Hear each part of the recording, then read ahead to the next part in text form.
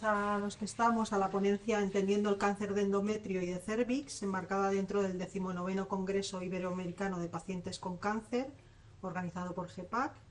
En esta ocasión contamos con la presencia del doctor Alejandro Gallego Martínez, que es especialista en oncología médica de la Clínica Universidad de Navarra, que será el encargado de ofrecernos la sesión.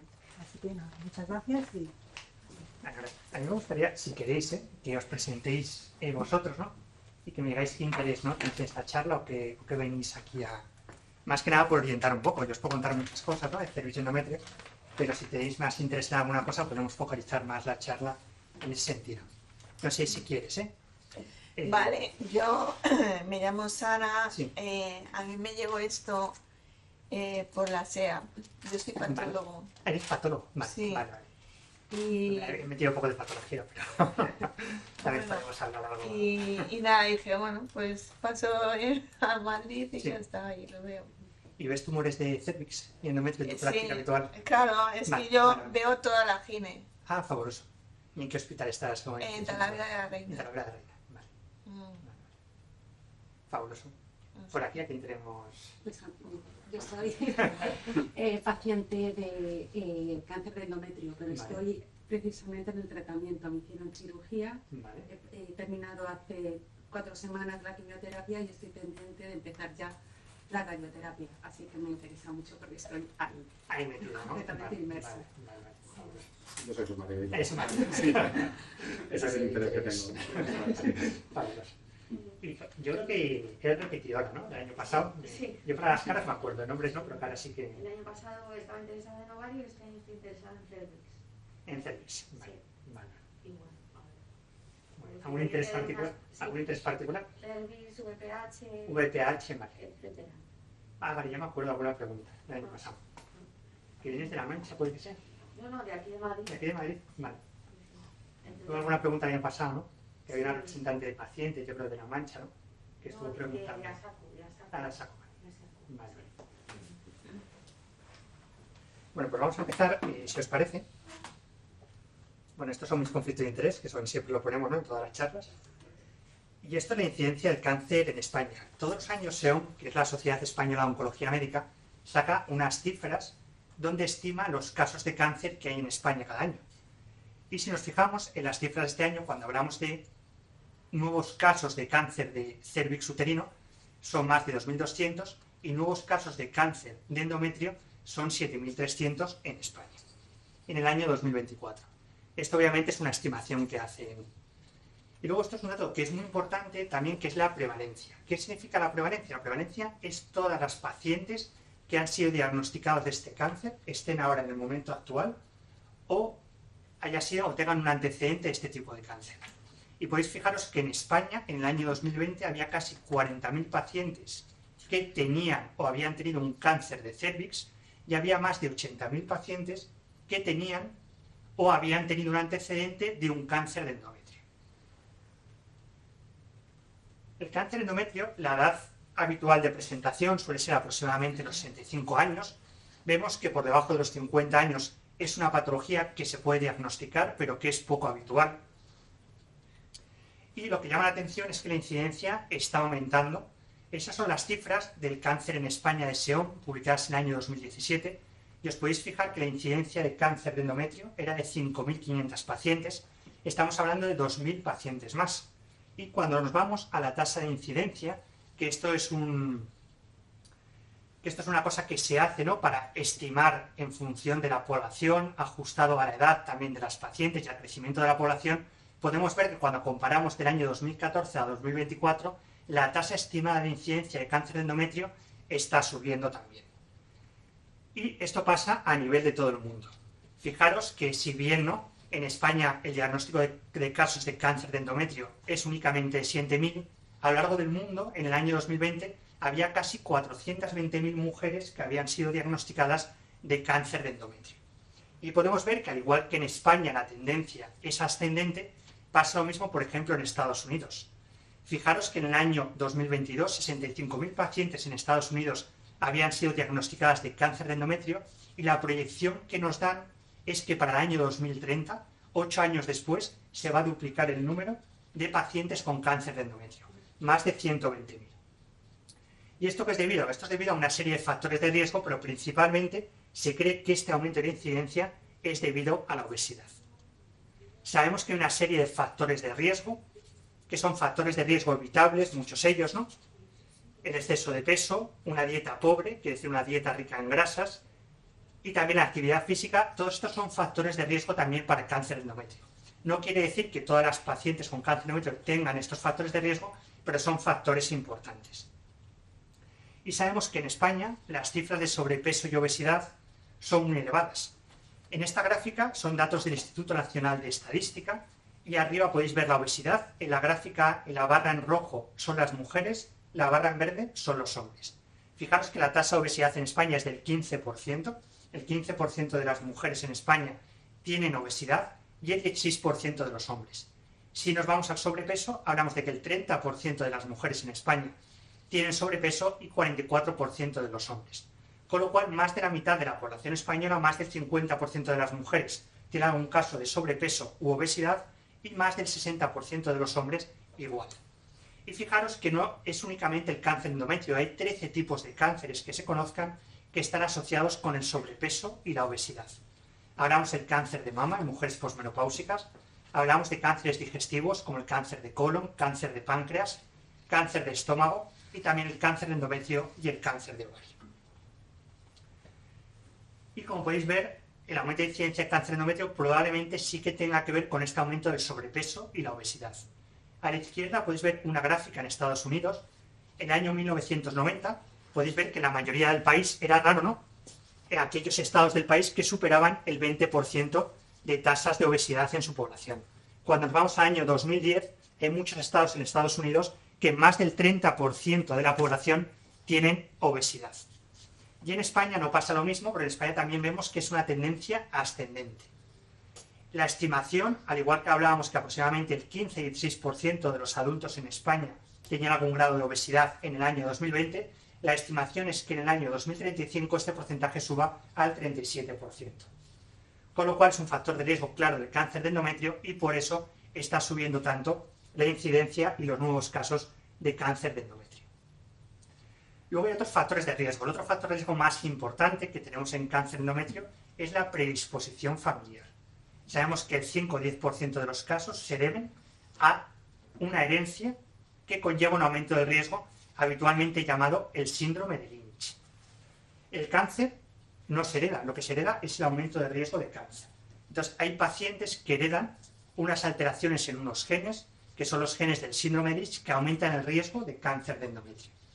Y fijaros, en uno de estos genes se llama MLH1, que es de los genes más frecuentes, y podéis ver que el riesgo general en las mujeres que tienen una mutación, o en las mujeres que no tienen una mutación en MLH1, es de un 3,1%. Quiere decir que el riesgo que tiene una mujer sin ningún factor de riesgo desde el punto de vista hereditario de tener un cáncer de endometrio a lo largo de la vida es de un 3,1%, pero si esa misma mujer tiene una mutación en este gen, en MLH1, el riesgo sube a un 35-55%. También podemos ver que la edad de aparición se adelanta casi 10 años. La edad de aparición en la población general, la media, hablamos antes de 65 años, en torno a 60-65. Si tuviese una mutación en MLH1, la edad de aparición sería de 49 años. Y sabemos que estos genes, al igual que aumentan el riesgo de cáncer de endometrio, aumentan el riesgo también de cáncer de colon. Os podéis fijar que el riesgo de cáncer de colon en la población general es de un 4,2%, y si hubiese una mutación en alguno de estos genes, el riesgo es en torno a un 50%. De esto quería hacer una pregunta. Sí. O sea, en Talavera hacemos el cáncer de colon, los microsatélites en todo. Pero allí, o sea, lo que nos dicen es que cuando hay pérdida, en cualquiera de ellos lo mandamos a Toledo para hacer estudio genético. Pero quería preguntar, porque esto de los microsatélites lo estamos haciendo ahora recién en el endometrio. Sí. Entonces, ¿eso lo hacéis en todos los tipos histológicos de cáncer de endometrio o solo en el endometrio? Esto hay que hacerlo en todos los tipos. En todos. Es verdad que va a ser más frecuente los tumores endometrioides, ¿no? Pero sabemos que entre el 20 y 30% de los cánceres de endometrio van a tener una pérdida de expresión, ¿no?, de alguna de estas proteínas. O sea, en todos los subtipos. En todos los subtipos. Vale, y otra pregunta. ¿Hacéis inmunohistoquímica o hacéis inestabilidad?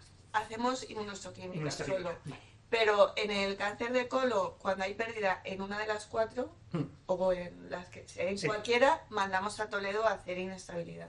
Vale. Pero aquí me han dicho la oncóloga que lleva GIN en Sí. Toledo que solo cuando es pérdida de MLH1. Así lo hacéis también ahí. Claro, es lo habitual, ¿no? La inestabilidad, hay 3 maneras, ¿no?, de poder medir una alteración, ¿no?, en el Sí. sistema de reparación. Uno que es la pérdida de proteínas, ¿no?, la pérdida inmunistoquímica, otra que es la inestabilidad de microsatélite y otro que es estudiar directamente los genes. Claro, la pérdida inmunistoquímica puede haber, ¿no?, que se pierda únicamente una proteína, habitualmente no, forman heterodímeros, ¿no?, habitualmente suele perder 2 proteínas, y sabemos que, por ejemplo, se pierde MLH1, el mecanismo que más habitualmente está detrás, ¿no?, de esa pérdida inmunistoquímica de MLH1 es la hipermetilación de MLH1. Claro. Por eso se hace la inestabilidad de microsatélites. Pero se puede hacer de 2 maneras. La forma más habitual sería, ¿no?, hacer esa inestabilidad, ¿vale? Pero también se puede estudiar directamente el gen.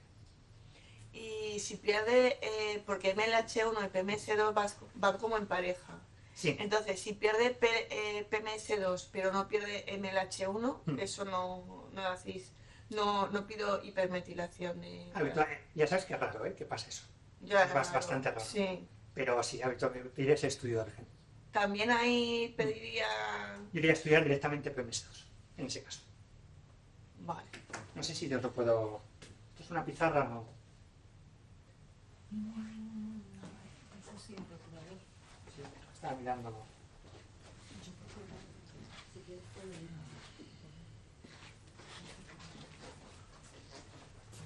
Porque así... O sea, es que a mí la patólogo de allí de Talavera, de Toledo, me ha dicho que solo cuando hay pérdida de MLH1 es cuando lo tengo que pedir. Vale. Vale, a nosotros nos surge la pregunta. Sí, habitualmente es así. Vale. Y en cáncer de colon debería ser igual, ¿eh? Sí, suelen ir en parejas, pero no sé si es por la inmuno que tenemos ahí, que a Sí. veces nos sale solo uno. Claro, a veces puede pasar y eso nos pasa a todos, ¿eh? Pero no es lo más habitual de todo, ¿eh? No lo es más lo habitual, no es lo habitual, pero alguna vez sí que pasa. Vale. Bueno, no, pues ya No lo sé si tengo. puedes explicaros un poco también. Ah, vale. Creo que igual si A ver tenemos si un... pueden traérnoslo y así. Porque...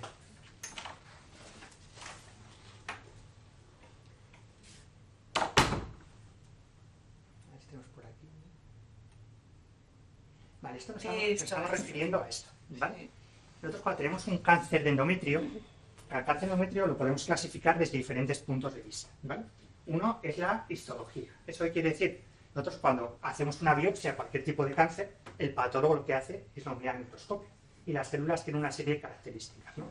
Y en función de esas características decimos, este es un cáncer de endometrio, que puede ser un cáncer de endometrio endometrioide, que es el más frecuente. O puede ser un cáncer de endometrio seoso, ¿vale? Eso se hace en base a las características de las células, ¿vale? Que analiza el patólogo ve las características. ¿Qué más ve el patólogo que es muy importante? Ve el grado de agresividad del tumor, ¿vale? Y ve también otra serie de factores que nos indican, ¿vale?, la agresividad del tumor. Eso es por un lado, que es el diagnóstico que hace el patólogo, ¿vale? Y por otro lado tenemos esta, que es la clasificación molecular, que son qué alteraciones tiene el tumor, ¿no? Entonces podemos tener el tumor más habitual. El patólogo ve que es un cáncer de endometrio endometrioide, ¿vale? Pero dentro de esos cánceres de endometrio los podemos clasificar en estos 4 subgrupos moleculares. Puede ser que tenga una mutación en un gen que se llama POLE, ¿vale?, que es un cáncer endometrio endometrioide, que además tiene una mutación en un gen que se llama POLE. Puede ser que tenga una pérdida de expresión de las proteínas reparadoras, que es lo que pone ahí, de misma Repair Deficient, o puede ser que tenga una mutación en un gen que se llama P53. ¿Esto por qué nos importa mucho? Porque esto es una gráfica que nos dice la posibilidad de que un tumor vuelva a aparecer, ¿vale? Esto es la posibilidad, el porcentaje que el tumor vuelva a aparecer, que es el Progression Free Survival, y estos los meses, ¿vale? Fijaros qué importante es conocer esto, que aquellos tumores con una mutación en POLE son tumores que es rarísimo que vayan a recidivar, ¿vale? El 100% de las pacientes con una mutación en POLE podemos ver que ninguna de ellas acaba recayendo el tumor. Pero sin embargo, si tiene una mutación en un gen que se llama P53, sabemos que aproximadamente la mitad de estas pacientes el tumor volverá a aparecer nuevamente. Y pasa lo mismo con Bismarck Repair Deficient, ¿no?, que es esta gráfica de verde, que son pacientes que, por así decirlo, tienen un pronóstico intermedio. Entonces es muy importante porque es un factor pronóstico muy importante, ¿no?, saber la característica molecular del tumor. Entonces, antes únicamente lo que hacíamos es tener las características histológicas. Decíamos qué tipo de tumor es, qué apellido tiene ese tumor y qué características de agresividad tenía. Ahora mismo en todos los tumores de endometrio es obligatorio también conocer estas características porque nos va a dar mucha información pronóstica y también nos va a dar información predictiva. Vale, bueno, a ver si me pueden conseguir un rotulador. Pero esa información se la dais a los pacientes, esa es una información que maneja el... Esa información hay que darla a los pacientes. Se la dais. Sí, sí, sí. O sea, que el mío se llama mulleriano mixto, que sé que Sí. no es de las más frecuentes, Sí. que es carcinosarcoma, pero yo no sé, eso me imagino Sí. que te refieres a la otra... A los carcinosarcomas, ¿no? Son tumores que tienen dos componentes, ¿no? Tienen una parte de carcinoma y otra parte de sarcoma, ¿vale? Ese es el apellido de tu tumor de endometrio. Sí. Te hablaba, ¿no?, que había tumores endometrioides, hay tumores serosos y hay carcinosarcomas, Ajá. que son tumores menos habituales, ¿vale? Los carcinosarcomas son tumores que son carcinomas de endometrio que se han desdiferenciado y tienen una parte de sarcomas, ¿vale? Pero todo el origen del tumor está en el carcinoma. Y es muy importante también conocer qué característica molecular, ¿no?, tiene el carcinosarcoma. Vale, eso no me ha notado o no me he enterado. ¿Por qué? Porque en función de eso vamos a decidir, ¿no?, nos va a dar información desde el punto de vista de las posibilidades de que el tumor pueda volver a aparecer y vamos a decidir el tratamiento en función de estas características moleculares. Entonces es habitual, ¿no?, que en todos los tumores se conozca esta información. Y eso depende, pero vamos, una información que obviamente todos los pacientes tienen que saberlo. Vale. Pues nosotros como médicos lo que hacemos es administrar la información. Esto no nos lo podemos guardar, ¿no? Es verdad que a veces aparece en el informe, ¿no?, de letra pequeña. Era el informe y yo así no sé interpretar. Claro, ¿no? pero una Me consulta, imagino que pues, paso por encima de ello. La consulta son muchas cosas, ¿no?, y muchas veces a veces tampoco te pones a... Y es lo que hablábamos, ¿no?, que estos factores tradicionales, ¿no?, que por un lado está el estadio, lo más importante de todo es si hay una afectación ganglionar o no. Lo que hablábamos, que son los apellidos del tumor, que es el subtipo histológico, y luego el grado histológico, que es el grado de agresividad, y luego otra serie de características como es la invasión del miometrio o la invasión linfovascular. Estas son las características moleculares. Y esto, y fijaros, ¿vale? Porque luego cuando estadificamos, esta es la clasificación nueva de los tumores de endometrio, ¿vale? Que esta es la FIGO de 2023, es una clasificación que salió el año pasado. Y lo que hacemos es en función de esos factores que hemos comentado, ¿vale?, que son los factores clásicos, tradicionales, ¿vale?, y en función de los factores moleculares clasificamos los cánceres de endometrio. ¿Y esto qué importancia tiene? Porque nos dice el grado de extensión, el grado de agresividad, ¿vale? Mira, esto vamos a pasar. Esto tiene importancia por esto, ¿vale? Esta es una clasificación que ya es un poco antigua, de 2022, estamos trabajando en una nueva, porque si os fijáis la clasificación FIGO es de 2023 y esto es de 2022, con lo cual estamos trabajando ahora mismo para actualizarlo, ¿vale? Pero fijaros, ¿no?, que establecemos el cáncer de endometrio, ¿vale?, en diferentes grupos de riesgo. En grupos de bajo riesgo, grupos de riesgo intermedio alto y de alto riesgo, ¿vale? Grupos de bajo riesgo, pues ¿qué nos dice, no? Nos dice que son tumores localizados en endometrio, ¿vale? Y fijaros, tumores localizados en endometrio, pero también los tumores pole, con mutación en pole, a pesar de estar en estadio 3, que es un estadio más avanzado, también los metemos como tumores de bajo riesgo. ¿Por qué? Por esa característica molecular que tienen, ¿no?, de la mutación en pole. Si nos vamos a riesgo intermedio, ¿por qué, por ejemplo, una paciente con un estadio localizado? ¿Por qué? Porque es un tumor más agresivo, ¿no?, que es esto de G3, ¿no? Aquellas pacientes con un estadio 1A, G1, G2, con tumores menos agresivos, lo consideramos de bajo riesgo. Si ya el tumor, a pesar de que esté muy localizado en el endometrio, vemos que las células son más agresivas, que es la información que nos dan los patólogos, ya lo clasificamos como de riesgo intermedio, ¿vale? ¿Qué otra característica nos dice, no?, para clasificar de riesgo? Pues es que el tumor sea más grande, ¿no?, que sea un estadio 1B, o que sea ya un estadio 2, ¿no?, un estadio 2 de un tumor poco agresivo, G1. El riesgo intermedio alto, nos vamos a riesgo intermedio alto cuando son tumores que tienen invasión linfovascular, ¿vale?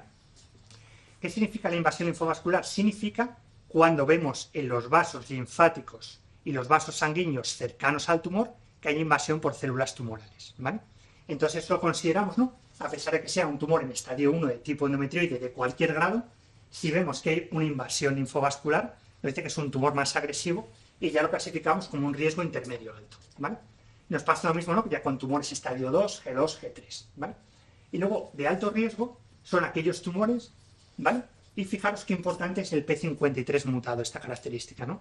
Por aquí nos dice que cualquier, independientemente del tipo de estadio, quiere decir, estadio 1, tumor localizado en endometrio, estadios 2, y con independencia de la histología, que sean tumores endometrioides, tumores serosos, carcinosarcomas, si hay una mutación en P53, ¿vale? Quiere decir que es un tumor ya de alto riesgo. ¿Por qué motivo? Por lo que comentábamos antes, ¿no? Que con independencia...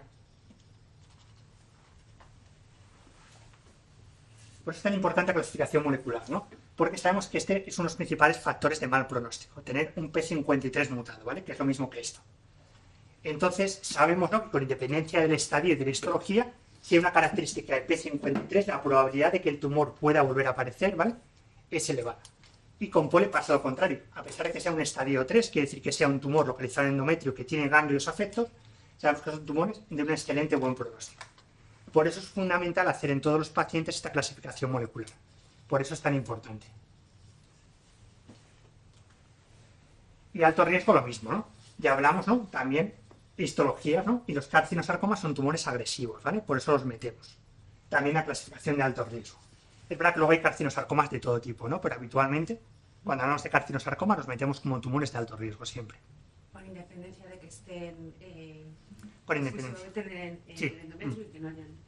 Claro, esto no quiere decir que sean tumores que vayan a recidivar o que vayan a volver a aparecer, que son tumores que tienen un aumento del riesgo, ¿vale? En comparación, ¿no?, con tumores estadio 1A de tipo endometrioide, ¿no? Digamos que tienen una mayor probabilidad de volver a aparecer, ¿vale? Pero no quiere decir que vayan a volver a aparecer. Entonces, ¿por qué es muy importante la clasificación molecular? En lugar por esto, ¿no? Porque nos va a permitir clasificar a los tumores en diferentes grupos de riesgo. Y, por ejemplo, tenemos una paciente con un tumor localizado de bajo riesgo, es una paciente que únicamente vamos a operar. ¿Cuál es el tratamiento que hacemos? Es una cirugía completa, que habitualmente es quitar el endometrio, una histerectomía y quitar ambas trompas y ovarios, que es lo que llamamos una salpingoforectomía bilateral. En este caso, no hacemos ningún tratamiento adyuvante en las pacientes de bajo riesgo. Hacemos cirugía y no hacemos nada más, porque no es necesario, ¿vale?, habitualmente dar un tratamiento complementario. En las pacientes de riesgo intermedio, después de la cirugía, lo que solemos hacer habitualmente es hacer un tratamiento de braquiterapia, ¿vale?, que es un tratamiento con una radioterapia, ¿vale?, que es una radioterapia localizada, que habitualmente se meten unos catéteres, ¿vale?, y se da una radioterapia en el sitio de manera localizada, ¿vale? Las pacientes de riesgo intermedio alto, lo que hacemos es dar un tratamiento de radioterapia después de la cirugía. Pero no es una radioterapia como la anterior, que es una braquiterapia, en este caso es una radioterapia externa, que se da desde fuera. Y en las pacientes de alto riesgo es cuando combinamos ya la radioterapia y la quimioterapia, ¿vale? En este caso, por supuesto que hay excepciones, ¿no? Hay pacientes de riesgo intermedio que hay veces que no damos un tratamiento complementario, pero lo más habitual de todo es dar la braquiterapia. Y hay pacientes de riesgo intermedio alto que a veces damos braquiterapia y a veces damos quimioterapia, pero lo más habitual de todo es dar únicamente radioterapia desde fuera, ¿vale? Una radioterapia externa, que es lo más habitual. Entonces es muy importante conocer las características histológicas, es decir, el apellido del tumor, si es endometrioide, seroso, carcinosarcoma, el grado de agresividad G1, G2 y la invasión miometrial y la invasión linfovascular, ¿vale? Porque todo esto va a configurar el riesgo del tumor, nos va a decir qué tipo de agresividad tiene el tumor y qué tratamiento complementario es el que mejor le viene. Teniendo en cuenta siempre que lo más importante de todo este tipo de tumores es la cirugía.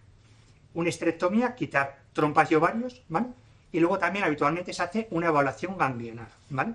Se evalúan cómo están los ganglios, para ver si hace falta quitarlos o no. ¿Por qué también es importante conocer las características moleculares? ¿Por qué? Porque nos va a decir, es un factor pronóstico, nos va a decir qué tipo de tratamiento, pero también es un factor predictivo de respuesta, ¿vale?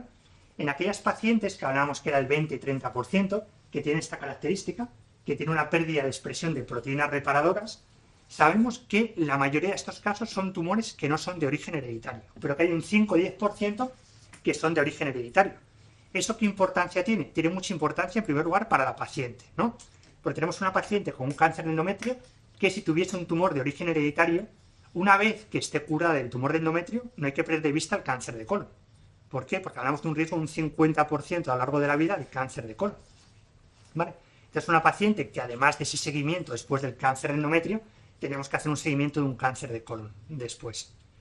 Y también es muy importante porque si es hereditario, ¿qué significa? Que esa mujer lo ha heredado bien por parte del padre o bien por parte de madre, que tendrá hermanos y hermanas que estarán en riesgo de haberlo heredado y que también su descendencia podría haberlo heredado también, ¿no?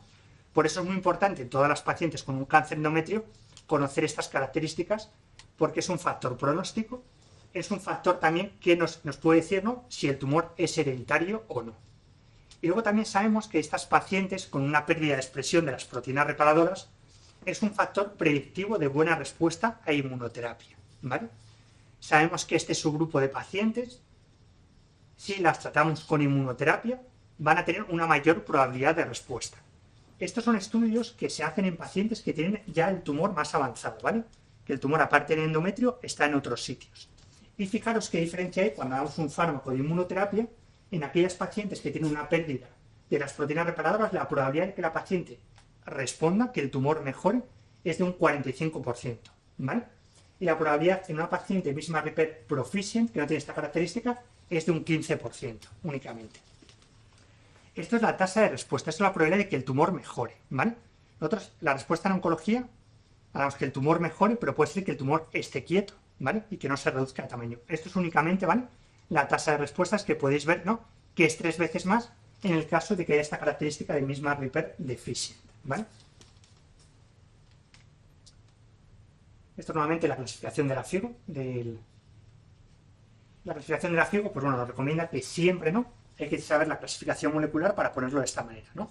Que aparte de los datos más histológicos, lo que recomienda es que en todos los estadios pongamos estadio 1A, M de que tiene la clasificación molecular hecha, por el mutado, P53 abnormal, ¿vale? Entonces ahora mismo por eso es importante, y de acuerdo a la nueva FIGO, todas las pacientes, por lo menos en nuestro medio, sí que deberían tener la clasificación molecular hecha. Esto es un poco lo que hemos hablado, ¿no? Que hablamos de bajo riesgo, de riesgo intermedio, que esto es lo que os he comentado antes. Vale, preguntas o dudas. Hasta ahora. Bueno, yo lo llevo claro a mi caso particular, ¿no? Sí. Mi madre falleció de cáncer de colon y hay más su hermano también. Sí. Y yo tengo cáncer de endometrio. Y viendo, o sea, tú estás poniendo en relación ambos, ¿no? ¿Yo debería hacer algo en particular? Claro, lo que deberían de hacer, ¿no?, entiendo que sí que lo habrán hecho, ¿vale?, es en el tumor mirar las proteínas reparadoras, ¿vale? Que es lo que comentábamos, ¿vale?, de esto, que imagino que sí que lo habrán hecho, ¿vale? Que son esas proteínas reparadoras, que es el estudio inmunistoquímico, ¿vale?, de las 4 proteínas reparadoras. ¿En qué sitio te tratan? ¿En qué te están tratando ahora? En el Gregorio Marañón. Ah, pues seguro que lo han hecho. Pero sé que hicieron una consulta además con tu Sí. hospital, porque parece que tengo un caso atípico por la edad Sí. por la edad y Vale. por la forma en la que se ha presentado Vale. el tumor. ¿Quién te lleva, Sara o...? En la parte de la quimio Sara, Sí, y vale. ahora la doctora para la radioterapia Karim. Y No, sé- con la sé radioterapia que no. hizo, una interconsulta además, Sí. o consultó con tu hospital. Vale. Pero bueno, esa parte no me la han explicado y no sé si habitualmente la explican al paciente. ¿no? Sí, hombre, es verdad que hay mucha información en una Claro. primera consulta. Pero bueno, es que la parte de, o sea, con Sara Pérez ya he terminado. Pero bueno. Vamos, se lo puedes preguntar a la oncóloga de radioterapia, ¿eh? Le puedes preguntar y seguramente que le han estudiado, ¿eh? Casi seguro. O sea, Y es importante. Yo he estado años haciendo seguimiento de colon, Sí. soy celíaca, ¿no? Pero por el antecedente familiar, y hace tiempo, bueno, esto como que la sanidad últimamente no va igual. Y yo cuando esperaba un cáncer de colon, no esperaba un cáncer de endometrio, esto ha sido la sorpresa. Y ahora me sorprende, ¿no? Porque estás poniendo en relación las dos. Me estoy viendo como un poco identificada. ¿no? Pero hablamos de que es un porcentaje pequeño, ¿vale? Hablamos de que son el 20-30% que tienen esta característica y de ese 20-30% únicamente el 5-10% es hereditario. Con lo cual la probabilidad es pequeñita, ¿eh? No me he visto ni en la edad frecuente de presentación del Sí. cáncer de endometrio, en fin, ni las principales causas tampoco he sido, o sea, he cogido peso por la quimioterapia, pero yo... Entonces, yo mi recomendación, ¿no? Seguro que han hecho el estudio en el tumor. Habitualmente se hace el estudio en el tumor, ¿vale? ¿Qué sensibilidad, ahora te explico, ¿eh? ¿Qué sensibilidad suele tener eso? Suele tener en torno a un 95%, ¿vale? ¿Qué quiere decir? Que el 5%, aunque ese estudio del tumor estuviese bien, ¿vale? Habría un 5% de posibilidades que esa inmunistoquímica estuviese bien pero que realmente hubiese un síndrome hereditario detrás. Entonces, si tienes antecedentes familiares a edades jóvenes, se puede hacer directamente el estudio genético en la sangre, ¿vale? Que eso va a ser la manera definitiva de descartar que hay un síndrome hereditario. No era joven. No fue joven. Mi madre no lo fue. Yo si tienes esa inquietud, yo te haría el estudio genético, ¿vale? En la sangre. Entonces, y es algo que, es verdad que la probabilidad es muy bajita, ¿eh? Hablamos de que te hacen un estudio con una sensibilidad de un 95%, la probabilidad de que ese estudio no detecte una pérdida de esas proteínas es muy bajita, ¿eh? Pero si tienes esa inquietud, yo lo haría para quedarme tranquila. Porque la prueba definitiva es mirar directamente los genes en la sangre, ¿vale? Y únicamente lo hacemos en aquellas pacientes que tienen muchos antecedentes familiares, a pesar de que los primeros estudios nos digan que está todo bien, quiere decir que no es hereditario. Aún así, en esas pacientes hacemos el estudio de la sangre, ¿vale? Para descartar, pero es rarísimo, ¿eh? Es muy raro. Vale. Sí, genial. Gracias. Desde que los últimos 10 años he visto una paciente así. Es raro. Es que hablamos de un 5%, o menos, ¿eh? Que es muy rarito. Pero yo si tienes esa inquietud, yo haría el estudio, ¿eh? Gracias.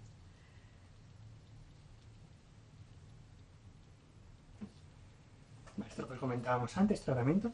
Vale, y esto es para los tumores, ¿no?, que están localizados, lo que hemos hablado ahora, ¿vale? Ahora vamos a hablar cuando el tumor está más avanzado, ¿vale? ¿Qué quiere decir, no? Cuando vemos un cáncer de endometrio, que aparte está en endometrio, se ha ido, por ejemplo, al pulmón, ¿no? Entonces, en este caso, el tratamiento es un poco diferente, ¿vale? En este caso ya no estamos hablando de cirugía y de un tratamiento complementario. Hay que dar un tratamiento que llega a todas las partes del cuerpo, ¿vale? Y el tratamiento que va a llegar a todas las partes del cuerpo es la quimioterapia. Clásicamente, en estas pacientes, ¿qué hacíamos? Dábamos un tratamiento únicamente de quimioterapia con dos fármacos que se llaman carboplatino y paclitaxel, ¿vale? Que te sonarán seguro. Pero ¿qué pasa? Que en los últimos años se están viendo muchísimos avances, ¿vale? Desde el punto de vista del tratamiento, ¿vale? Estos son todos estudios, ¿vale?, que se han publicado en los últimos 2 años. Hablamos de 2023 y 2024. Estos primeros estudios, primeros resultados, marzo de 2023. Bueno, esto un poco más tarde, en 2023. Esta ha sido en 2024. Esta ha sido octubre de 2023 y esta ha sido también en 2024, ¿vale? Y estos estudios, ¿qué evalúan todos ellos? Evalúan el papel de añadir inmunoterapia a esta combinación de carboplatino y taxol, ¿vale? Y lo que hemos visto, ¿vale?, que por ejemplo el estudio Rubí, que es el primer estudio de todos, sabemos que en aquellas pacientes con un cáncer de endometrio avanzado, cuando damos carboplatino más taxol más un fármaco que se llama dostarlimab, que es un fármaco de inmunoterapia, es mejor, es más efectivo que dar carboplatino y taxol. Y es más efectivo en todas las pacientes, no únicamente en estas pacientes que sabemos que responden mejor, también es efectivo en pacientes que no tienen esta característica, ¿vale? Entonces sabemos que es un estudio que dar quimioterapia más dostarlimab, la inmunoterapia beneficia a todas las pacientes con un cáncer de endometrio avanzado. Se hizo otro estudio con otro primo hermano de dostarlimab que se llama pembrolizumab. Y también vimos, ¿no?, que es efectivo en las pacientes combinar este fármaco que se llama pembrolizumab más carboplatino taxol. Y se hizo otro estudio con atezolizumab que también vemos que fue efectivo, ¿no?, combinarlo en pacientes únicamente con esta característica, misma repair deficient, pero que luego en pacientes sin esta característica se vio que no era más efectivo. ¿Y esto por qué motivo se hace? Porque son diferentes laboratorios, ¿no? Son inmunoterapias muy parecidas, todas entre sí. Estamos hablando de dostarlimab, pembrolizumab, atezolizumab, y esto responde a intereses de los laboratorios, ¿no? ¿Por qué? Porque son estudios similares entre sí que evalúan la misma pregunta. Si es más efectivo añadir inmunoterapia a una quimioterapia con carboplatino taxol. No son opciones complementarias, sino que son opciones alternativas. Pero lo que sí que es esperanzador, ¿no?, porque sabemos, ¿no?, que la inmunoterapia va a beneficiar a más pacientes que la quimioterapia sola. En los siguientes estudios, lo que ponéis ahí, el Rubí, que pone parte 2, y el DUOE, van un paso más allá. Y aparte de añadir inmunoterapia, combinan un fármaco que se llama inhibidor de PARP. Entonces, en el estudio Rubí, lo que hace es combinar el carboplatino y el taxol más un fármaco que se llama dostarlimab, que es el primero de todos, más otro que se llama niraparib, ¿no? Y sabemos que este estudio también es positivo, que combinar este nuevo fármaco que se llama niraparib junto con el dostarlimab, junto con el carboplatino y el paclitaxel, también es más efectivo en las pacientes. Pasa lo mismo con el estudio DUOE. El estudio DUOE evalúa lo mismo, ¿no?, que si añadir carboplatino taxol más durvalumab más menos olaparib es más efectivo. Y sabemos que en aquellas pacientes misma repair deficient, es más efectivo añadir carbotaxol más durvalumab, y en aquellas pacientes mismas hiperproficient, si añades además el olaparib, es un tratamiento más efectivo. Y luego el pembrolizumab y el lenvatinib, que se buscaba alternativas al tratamiento de quimioterapia, vimos que combinar estos dos fármacos, cuando lo comparábamos con la quimioterapia, no aportaba una mayor efectividad. Y luego los otros dos estudios están pendientes de momento de resultados. A día de hoy, con estos resultados, tenemos un nuevo estándar de tratamiento, que son estudios ya aprobados por la EMA, por la Agencia Europea del Medicamento. Ahora mismo, dostarlimab, pembrolizumab y durvalumab más olaparib son fármacos que están aprobados por la Agencia Europea del Medicamento, ¿vale? Y son estudios muy recientes todos ellos. En España estamos pendientes, ¿no?, todavía de poder utilizarlos en todas las pacientes, pero ¿esto qué quiere decir? Que, fijaros, ¿no?, en los últimos 2 años la cantidad de novedades que hemos tenido con cáncer de endometrio, ¿vale?, en estadios más avanzados. Y luego, bueno, la inmunoterapia, pues bueno, sabemos que es un fármaco que puede ser muy eficaz en algunas pacientes, ¿vale?, pero también es un fármaco que puede aumentar la efectividad, que puede aumentar los efectos secundarios. Los efectos secundarios, pues de la inmunoterapia pueden ser varios, ¿vale? Son efectos un poco diferentes a los efectos de la quimioterapia. La mayor parte de los casos, cuando aparece, son efectos leves, moderados, ¿vale? Pero hay veces que pueden ser efectos un poco más graves. ¿Y qué pasa básicamente? Son efectos derivados de la inflamación, ¿vale?, de alguno de los órganos del cuerpo. ¿Qué hace la inmunoterapia? La inmunoterapia, cuando actúa, lo que hace es quitar la inhibición de nuestro cuerpo. Quiere decir que el tumor, cuando crece, envía señales para que nuestro cuerpo no active el sistema inmune. Entonces, lo que hace la inmunoterapia es cortar esas señales, de tal manera que al quitar esa señal, nuestro sistema inmune dice: aquí hay algo extraño que está pasando aquí, y actúa frente al tumor, ¿vale? Pero hay veces que el sistema inmune se puede pasar de frenada. Hay veces, bueno, puede producir hipotiroidismo, puede producir inflamación del pulmón, hepatitis, habitualmente todo de manera leve y moderada. Cuando pasa de manera un poco más moderada, por así decirlo, podemos poner corticoides, y los corticoides suelen ser efectivos, y luego tenemos otros fármacos también para tratar estos efectos secundarios a la inmunoterapia. Y luego esto no acaba así, porque a día de hoy hay muchísima investigación en cáncer de endometrio. Sabemos, ¿no?, que con la inmunoterapia podemos ayudar a más pacientes que con la quimioterapia en estadios avanzados, pero estamos descubriendo nuevos fármacos que parece que son muy prometedores, y que si todo sigue así y los estudios van siendo positivos, van a ser fármacos que posiblemente más adelante se puedan incorporar, ¿vale?, al tratamiento del cáncer de endometrio. Ahora mismo los fármacos que están siendo más estudiados, que están más de moda, son los anticuerpos monoclonales, ¿vale? ¿Qué hace un anticuerpo monoclonal? Un anticuerpo monoclonal es un fármaco que tiene la parte del anticuerpo y dentro también tiene moléculas de quimioterapia. Entonces, lo que hace el anticuerpo es se une a la proteína de la célula tumoral, ¿vale?, a la proteína membrana, y se internaliza dentro de la célula tumoral, y una vez dentro de la célula tumoral actúa, ¿vale?, el fármaco habitualmente haciendo, ¿vale?, matando la célula tumoral. Entonces, un fármaco es una especie de caballo de Troya, ¿vale?, estos anticuerpos, con lo cual son mecanismos muy interesantes. Entonces, en aquellos tumores de endometrio que tienen ER2, una sobreexpresión en esta proteína de ER2, lo que hace este fármaco anti-ER2 se une a la proteína de membrana, se internaliza y desde dentro mata la célula tumoral. Y pasa lo mismo con fármacos TROP2, ¿no? Y los estudios que tenemos recientemente son fármacos, ¿no?, muy prometedores. Tanto los fármacos anti-ER2 como los fármacos TROP2, y en tumores ginecológicos hay más de 100 moléculas diferentes de anticuerpos monoclonales contra diferentes dianas que se están estudiando a día de hoy, ¿vale? Entonces son estudios muy prometedores. Los más prometedores de todos probablemente sean estos dos, pero vienen otros también. Y lo que buscamos sobre todo es tratar, ¿no?, de manera selectiva. Quiere decir que antes lo que hacíamos es tratar a todos los tumores, ¿vale?, de endometrio por igual, pero lo que intentamos, ¿no?, al igual que estamos haciendo otro tipo de patologías oncológicas, es tratar de manera selectiva, de tal manera que únicamente haremos fármacos anti-ER2 a aquellos pacientes que expresen aquí ER2, ¿no?, y pasará lo mismo con esta serie de dianas. Así que serán fármacos que no serán para todos los tumores de endometrio, sino que serán fármacos mucho más selectivos. Y esto sería todo de endometrio. ¿Alguna pregunta? ¿Alguna duda? No. No. Si quieres preguntar endometrio, pregunta ahora, yo creo mejor, si tienes alguna duda. Sí, ¿por qué es tan importante el 53? Porque lo venimos escuchando en varias tipologías de cáncer. Entonces, ¿es tan determinante para todos? No es determinante, es un criterio más, ¿vale? P53 es el gen que habitualmente está más habitualmente mutado en todos los tumores, ¿vale?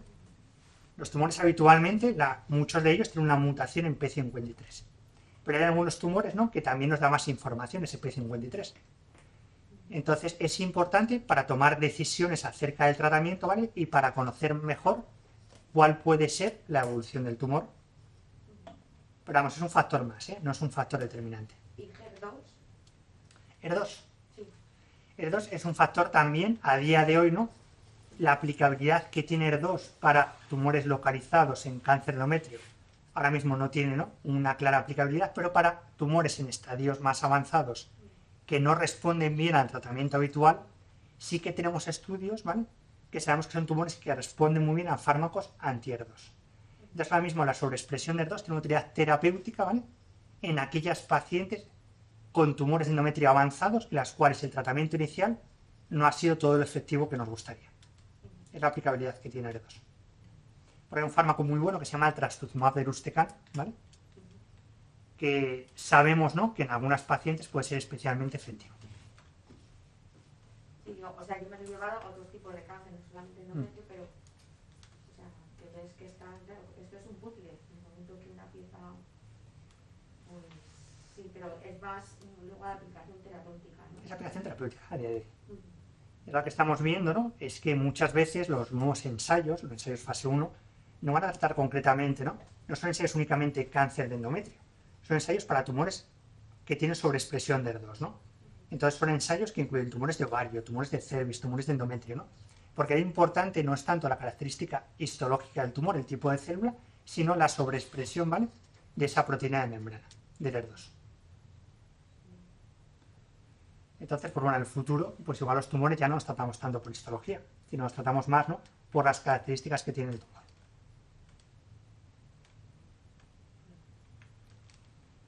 Y el cáncer de mama está mucho más desarrollado, el HER2 ahora mismo, porque sí que tiene más aplicabilidades desde el punto de vista terapéutico.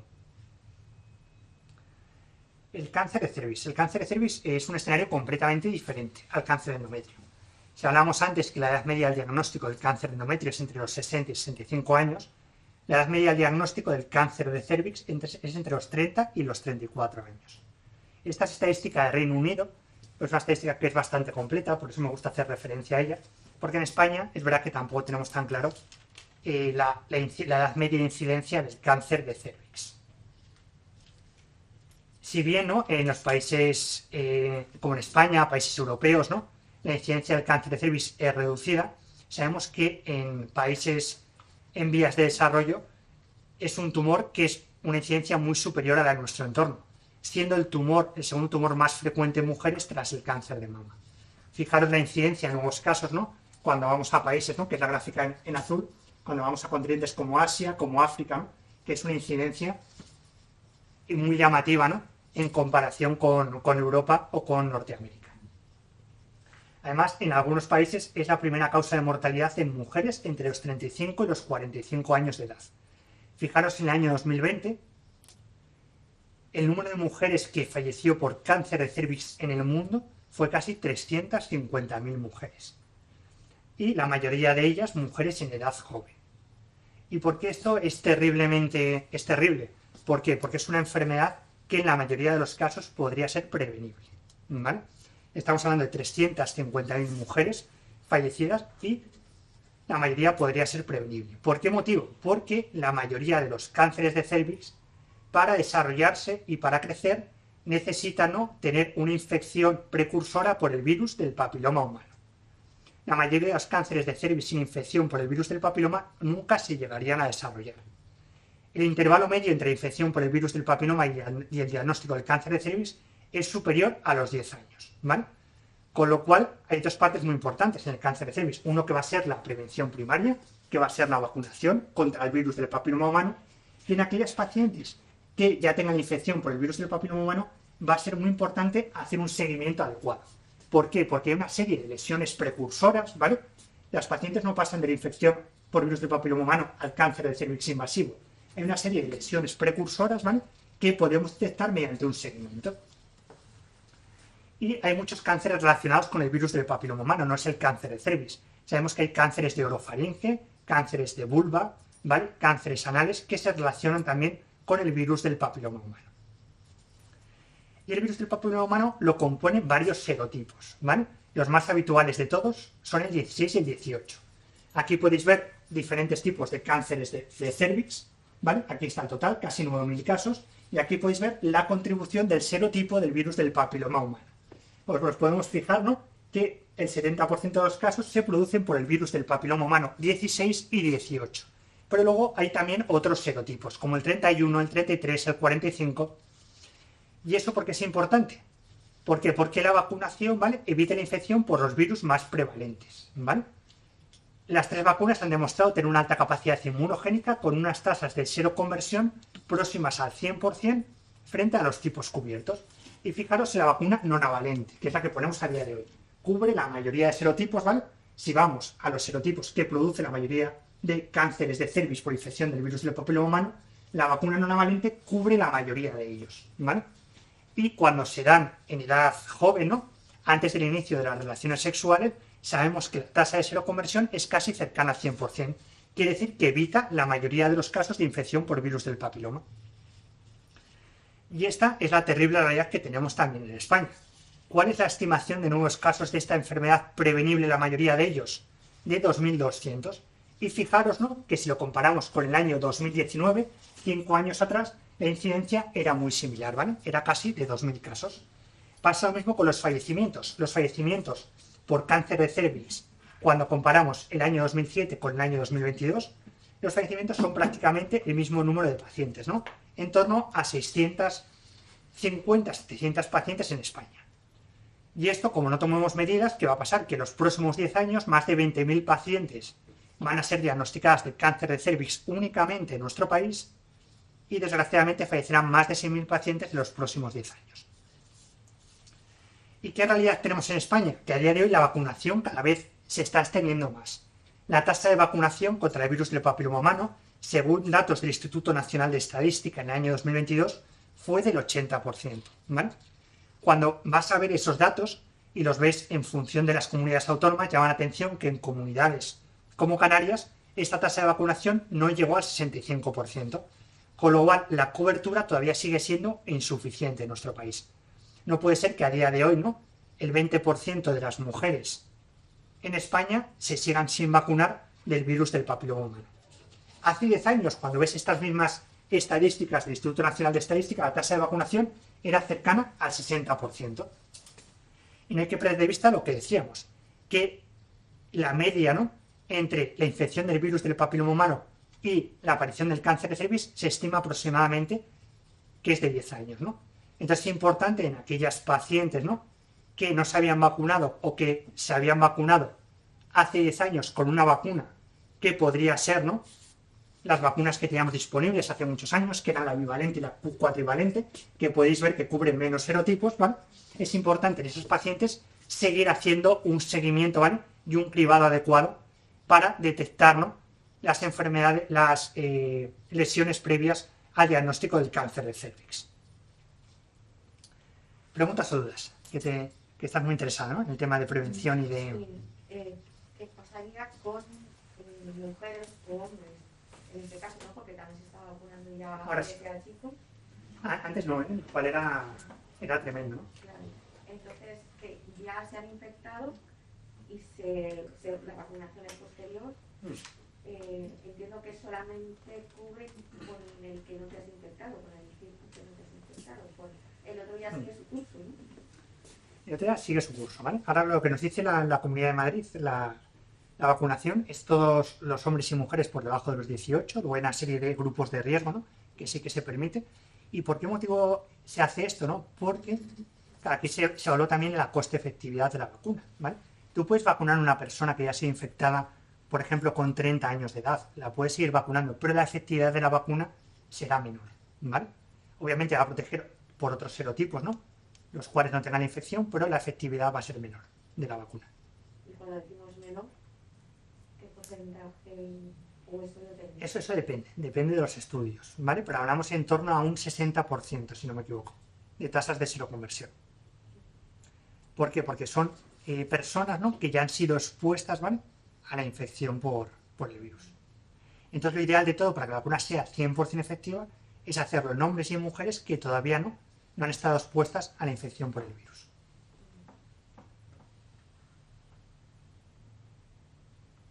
Pero aún así no quiere decir que no sea efectiva, lo que pasa que, bueno, pues la efectividad es mucho más dudosa. Esto no quiere decir que todas las personas, hombres o mujeres, ¿no?, con infección de virus del papiloma humano, vayan a tener un cáncer, ¿vale? Eso quiere decir que tiene un aumento del riesgo, ¿vale?, de tener cáncer, pero no es sinónimo en ningún caso, ¿no?, de tener cáncer. Y esto es universal ahora mismo desde hace poco tiempo, ¿eh? Previamente en muy pocas comunidades, ¿no?, se ofrecía la vacunación de manera gratuita. Por ejemplo, en Madrid había que pagarlo hace unos años, ¿vale? Y cuando se empezó a ofrecer, se ofrecía únicamente en mujeres. No se ofrecía en hombres. Y ahora, por suerte, ya en la mayoría de comunidades, ¿no?, hasta donde yo sé en España, sí que se ofrece la vacunación tanto en hombres como en mujeres. ¿Hasta qué edad has dicho? ¿Hasta los 18? En la Comunidad de Madrid está hasta los 18 años, ¿vale?, en hombres y mujeres. Luego hay, por ejemplo, te ponen excepciones, ¿no?, pacientes inmunodeprimidos, ¿no?, pacientes que se someten a trasplante, que yo creo que es hasta los 45 años en la Comunidad de Madrid.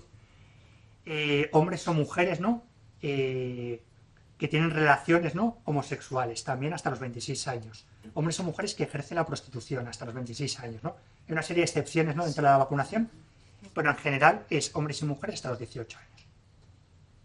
Porque realmente para el virus no hay ningún tratamiento, quiero decir, está la vacuna, que es más preventiva, ¿no?, que... Está la vacuna. Para el virus no. No. Ah, nada. Muchas gracias. Nada. Hasta luego. Sí, está legal de vacunación. Vale, sí. Sí. Hasta hace poco tiempo, ¿no? Vale, sí. Por eso. Entonces en España, pues bueno, tenemos que seguir vigilando, ¿no? Y es muy importante, ¿no?, que en aquellos pacientes que han sido vacunadas seguir haciendo incluso, ¿no?, ese seguimiento. Es importante. Más preguntas o dudas. Luego, después. Bueno, estos son los factores pronósticos, ¿no?, del cáncer de cervix. Hablamos de estadio, el del tamaño tumoral, afectación alveolar, grado histológico. Nuevamente lo que hablábamos antes, ¿no?, profundidad de la invasión estromal, invasión linfovascular y también el subtipo histológico. Nuevamente está la clasificación de la FIGO, del cáncer de endometrio, y en este caso no hay esta clasificación molecular, y aquí nos fijamos es el grado de extensión, ¿no? Por ejemplo, estadios 1, que son tumores confinados únicamente al cérvix. Aquí nos importa mucho el tamaño tumoral, ¿no? Sabemos que aquellos tumores de más de 4 centímetros los vamos a tratar de manera diferente a aquellos tumores menores de 4 centímetros. Y también nos importa mucho la extensión a nivel local y a nivel locorregional que tienen los cánceres de cérvix. Al igual que en el cáncer de endometrio, estos son los pilares de tratamiento.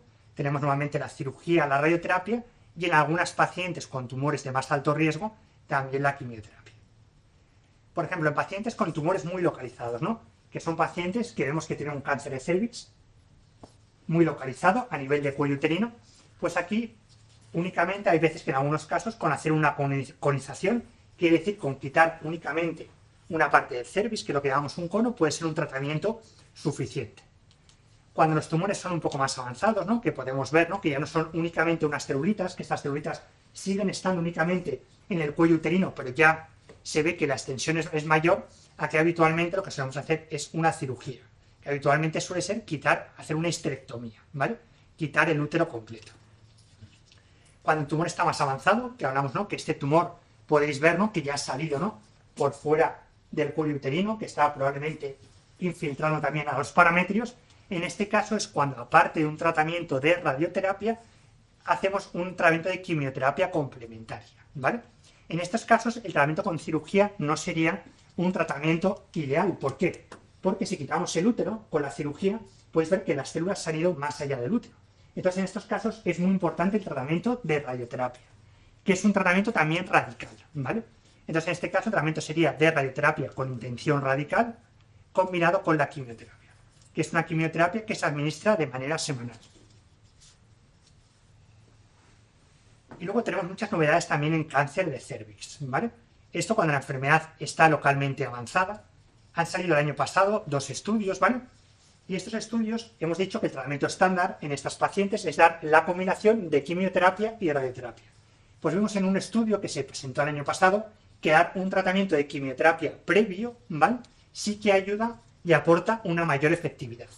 Así que cuando damos 6 ciclos de una quimioterapia, nuevamente carboplatino taxol, pero esta vez administrado de manera semanal, ¿vale?, durante 6 semanas, sí que sabemos que aumenta el control de la enfermedad, ¿vale? Luego pasa lo mismo en el cáncer de cervix, nuevamente, en estadios que damos quimio-radio. Hemos visto, ¿no?, que cuando damos quimio-radio y damos un tratamiento de inmunoterapia junto con la quimio-radio y posteriormente, también es un tratamiento, ¿vale?, que aumenta la efectividad, ¿vale?, en cáncer de cervix cuando son tumores localmente avanzados.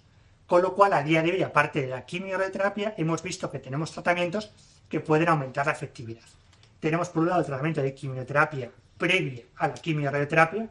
Aquí he puesto unas interrogantes porque, bueno, es verdad que la radioterapia de este estudio era una radioterapia que no era del todo óptima, por eso a día de hoy la comunidad internacional tampoco está del todo claro, ¿no?, que sea un tratamiento que hay que implementar en todas las pacientes, pero lo que sí que tenemos claro es que esa inmunoterapia que se da junto con la quimio, con la radio y posteriormente es un tratamiento que aporta una mayor efectividad, un mayor control local y una mayor supervivencia de los pacientes.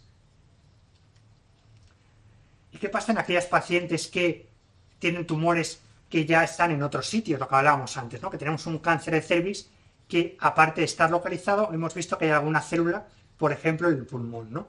En este caso, ¿qué tratamiento estándar tenemos? El tratamiento es la combinación de quimioterapia. Valoraremos añadir un fármaco que se llama el bevacizumab y también valoraremos añadir otro fármaco que se llama el pembrolizumab. Con lo cual, en aquellas pacientes con enfermedad recurrente o metastásica, el tratamiento estándar será la combinación de una quimioterapia con platino, que podrá ser bien con carboplatino o con cisplatino, más el paclitaxel, y en este caso, en todas las pacientes que podamos, añadiremos un fármaco que se llama bevacizumab y también añadiremos un fármaco que se llama pembrolizumab. Y esto lo sabemos por 2 estudios. Luego, en aquellas pacientes en las cuales este tratamiento no ha sido efectivo, pues podemos tener 2 escenarios, ¿no? Si ha recibido inmunoterapia previa, es una paciente que el tratamiento que le podemos ofrecer es un nuevo tratamiento de quimioterapia, y si la paciente no ha recibido inmunoterapia previa, sí que sabemos que dando una inmunoterapia posterior también podremos aumentar la efectividad. Y al igual que os comentaba en el cáncer de endometrio, también tenemos novedades en el cáncer de cervix y tenemos nuevos fármacos, ¿vale? Este caso es un fármaco que se llama episotumab vedotin, que en aquellas pacientes que habían recibido un tratamiento de quimioterapia más bevacizumab más inmunoterapia y que el tumor crecía a pesar de este tratamiento, sabemos que este fármaco, que es un fármaco que actúa frente al factor tisular, es más efectivo que dar un tratamiento de quimioterapia. Y luego, que es muy importante en estos casos, que lo que hemos hablado antes, ¿no?, que son tumores que, a pesar, ¿no?, que son tumores, no son tan incidentes como otros cánceres que hay en España, ¿no?, son tumores, por ejemplo, el cáncer endometrio, que son tumores muy prevalentes. El cáncer endometrio es el tercer tumor más prevalente de las mujeres en España, ¿vale?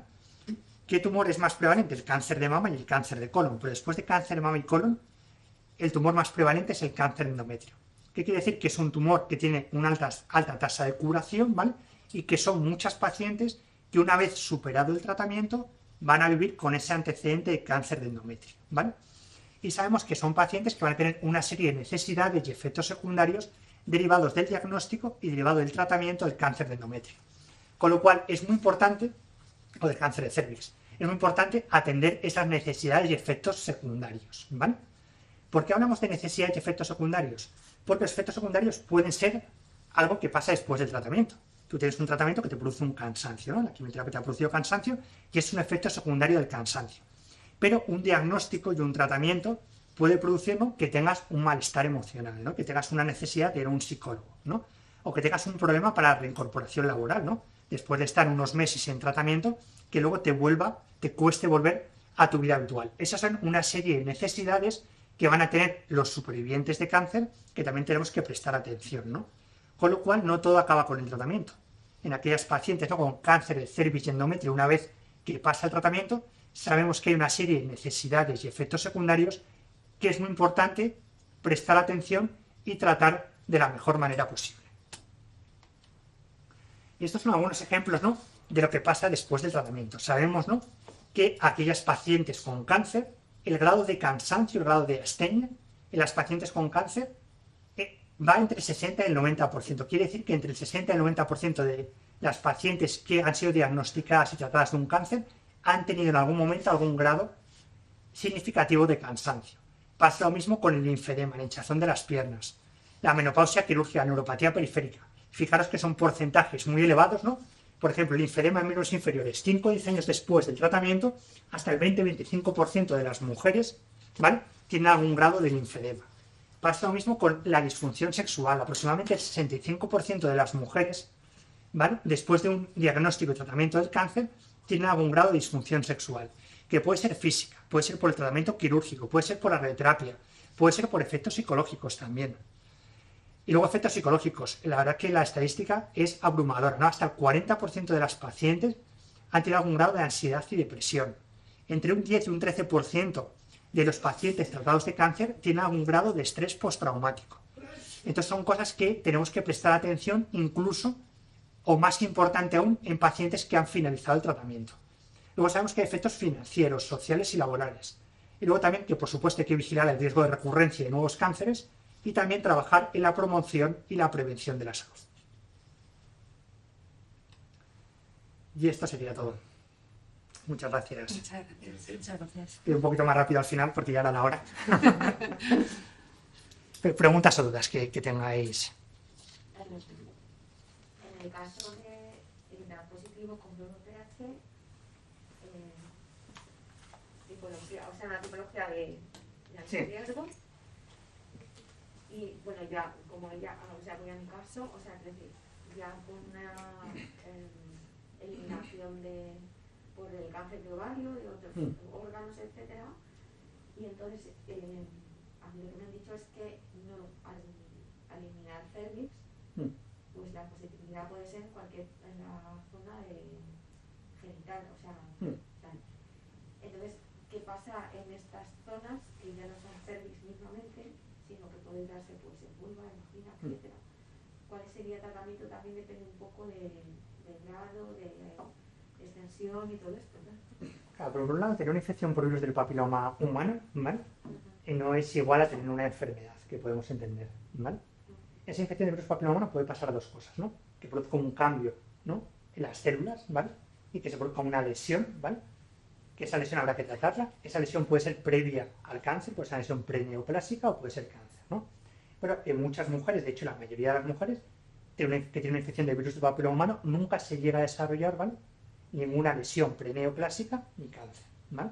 Entonces hay que hacer un seguimiento, ¿vale? Pero en primer lugar, la tranquilidad de saber, tengo una infección que tengo que vigilar por si esa lesión, ¿no?, esa infección acaba produciendo una lesión, pero no es sinónimo, ¿vale?, tener una infección de que vayas a tener algo, ¿vale? De hecho, la mayoría de las mujeres no van a tener nunca ninguna lesión, ¿vale? En mi caso ya ha dado alto grado. Entonces, en ese caso hay que hacer un seguimiento, porque hay una lesión preneoplásica, ¿no? Entonces, en ese caso hay que hacer un seguimiento. ¿Todas las lesiones de alto grado van a acabar siendo un cáncer en el futuro? No, tampoco, ¿vale? Sabemos que son lesiones que tienen un aumento del riesgo de acabar malignizando, ¿vale?, pero no tienen por qué llegar a malignizar. Con lo cual hay que hacer un seguimiento, ¿vale? Y una vez que se vea esa lesión, lo que hay que hacer es tratarla, ¿vale? Que se puede tratar mediante cirugía o mediante otras técnicas, ¿vale?, que puede ser mediante láser, crioterapia, ¿no?, que hay otras técnicas que pueden tratar esas lesiones preneoplásicas también. Y, por ejemplo, sí, ha habido lo de la crionización, ¿no?, en ese sentido, el resultado, claro, dependerá, pues eso, la paciente, etcétera, etcétera, pero siempre sí o sí se aplica cirugía. ¿En qué caso? Pues eso, de actoral, y ya dentro del seguimiento pues ya empiece a... Depende de la extensión, de la localización, ¿vale? Pero habitualmente si se puede quitar se aplica cirugía, ¿vale? Pero hay tratamientos alternativos, ¿vale? Alternativos, no quiero decir tratamientos, ¿no? Es decir, alternativas de tratamiento. Claro, es decir, que si plantean varios, pues no sé, que tienen más efectos secundarios una cirugía que crionización. ¿Qué una? Depende. Es que depende de la localización del tumor. Va a ser un foco pequeñito, ¿no?, que igual que es una cirugía que no produce, se puede quitar, ¿no?, y no va a producir muchas comorbilidades, ¿no?, esa cirugía. Pero si hay algo de alto riesgo, sí hay que tratarlo, eso sí o sí, ¿vale? Eso no nos vale exclusivamente con la vigilancia, porque sabemos que la probabilidad, ¿vale?, sí que es más elevada que si fuese de bajo riesgo que si no hubiese nada. Entonces eso sí que hay que tratarlo y seguirlo. Vale, es muy importante. Pero no quiere decir que vaya a malignizar, ¿eh? Hay un riesgo que hay que vigilar, pero no quiere decir.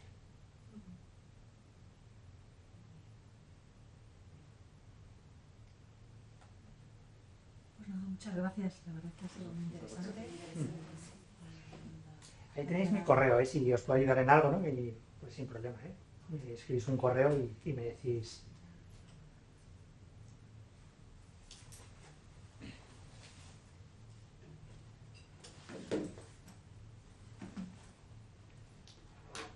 Bueno, con muchísimo ánimo.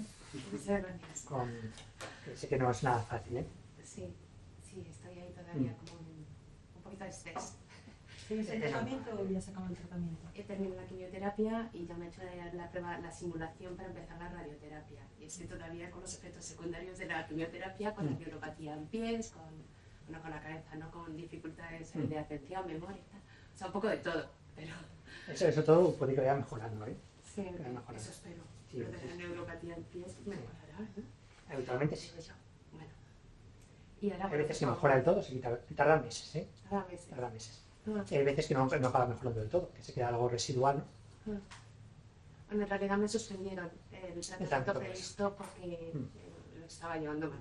Por la neuropatía, ¿no? Por la neuropatía, sí, por los análisis que estaba siempre muy baja de defensas a pesar de las inyecciones y tal, no terminaba de remontar. O sea, yo creo que por las dos cosas, ¿no? Sí, seguramente. Pero bueno, ahora pues con cierta incertidumbre de... Claro, estoy muy centrada en el tratamiento, pero me preocupa el después también, ¿no? El volver a la rutina. Pero bueno, lo iremos viendo. Sí, muchas veces, ¿no? Que la principal necesidad, ¿no? Desde el punto de vista psicológico surge después del tratamiento. Que el tratamiento uno está como en alerta, ¿no? Y luego ya cuando acaba es cuando viene. En ese sentido, seguro que en el Marañón hay psicooncólogos, ¿no? Que te puedan ayudar en ese sentido. Sí, bueno, yo estoy yendo a la asociación, ¿no? España contra Cáncer, fabuloso. Sí. Por eso cuídalo también, ¿eh? Sí. Tanto paciente como familia. Ya muchas veces es duro, ¿no? Para ver a tu mujer así, no es nada fácil. Así que cuidaros y mucho ánimo. Muchas gracias. Igualmente, por la parte Sí. que...